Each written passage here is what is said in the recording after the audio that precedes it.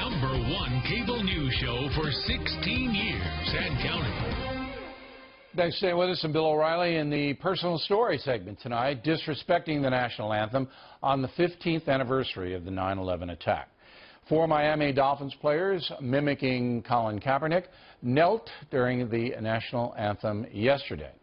Also, Kansas City Chief Marcus Peters gave the Black Power salute during the anthem. Obviously, both actions disrespectful, especially yesterday. In addition, kids are seeing the display, and some are starting to ape it. For example, some football players at Woodrow Wilson High School in Camden, New Jersey, did not rise for the national anthem. Same thing happened in Nebraska, Kentucky, Virginia, and Illinois.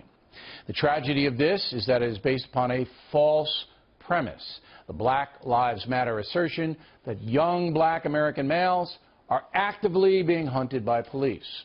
Right now I'm reading a book called Blue on Blue by the former head of the New York City Police Internal Affairs Division, Charles Campisi, who puts forth a stunning statistic, quote, "In a city of 8.4 million people, NYPD officers shot and killed 8 people in 2013, all males, all of whom were carrying guns or knives, 7 of whom had criminal histories, and 1 who had a history of violent psychiatric problems. Yes, that's 8 dead people short of perfect," unquote. It's amazing. To be fair, there's another component to the protest, social justice. Some Americans believe the USA not a fair society.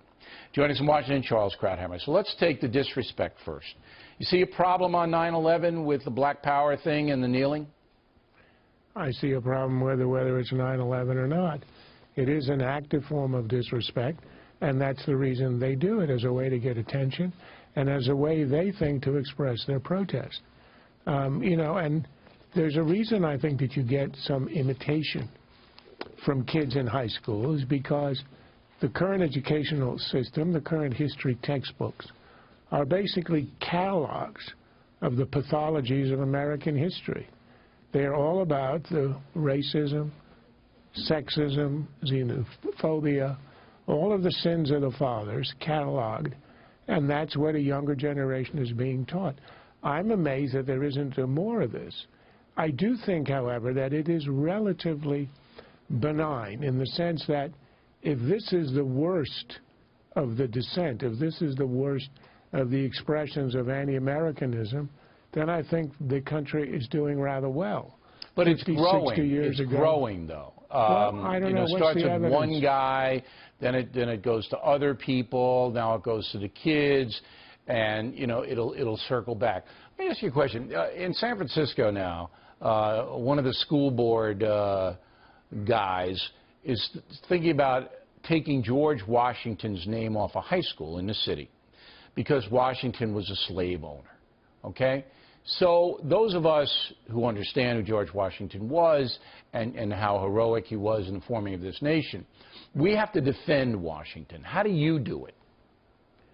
Oh, I would just ignore anyone that's stupid. I mean, the idea that we're going to apply the historical norms of 250 years later to every person in history and to find them wanting, as we always will, it's kind of a presentism where the present is far better than the past and everybody in it is condemned, is simply appalling. But slave owning, that's big. That's a stigma attached to Washington. You can't justify the owning of slavery, even though it was, as you said, the norm back then, can you? But we're not justifying it.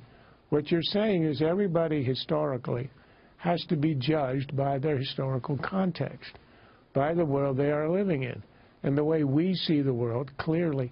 I mean, there are all kinds of things beyond slavery. I think in 100 years, people are going to judge us as a civilization that killed wantonly and ate animals. And there's going to be a time where we're not going to need to do that, and we're going to end up judging them, or they're going to end up judging their ancestors, meaning us, harshly for having, been that wanton and that cruel. There are all kinds of things. Slavery is, yes, that's at the sort of the edge of the scale of the most cruel and impossible to justify. But the point is that if you apply that, then there's nothing in history. No, there isn't anything in history, but that's and there's a tough nobody one. who can be respected. That's a tough one. You know, on ESPN yesterday, before the football game started, one of the commentators justifying Kaepernick says, well, why are we respecting the national anthem anyway? Because Francis Scott Key was a slaveholder, the man who wrote it. See, this is creeping in, Charles. And, you know, everybody's afraid to actually defend the founding fathers who did own slaves and people like Key. They're afraid because then they're branded a racist or a pro-slavery person of that. And that's what's happening. Look, you go back to Woodrow Wilson, who was a liberal progressive hero. He was a racist who reinstituted a lot of discrimination in Washington, D.C. People simply have to dissociate the elements and to judge people in their time. Otherwise, there's no judgment.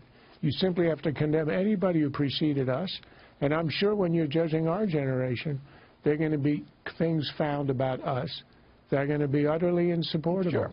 How about abortion? Look, you pick your crime, and you will be able to find the criminals anywhere you want, depending on what you do. But I predict that this is very unserious. You get a guy making $10 million a year, second string, I would add, quarterback, who is protesting social justice. This is going to be a lot like the Occupy Wall Street, where the left just loved it. They saw this as the answer to the Tea Party, the growth of a movement. It blew away with the first winter storm, and this also is not going to grow.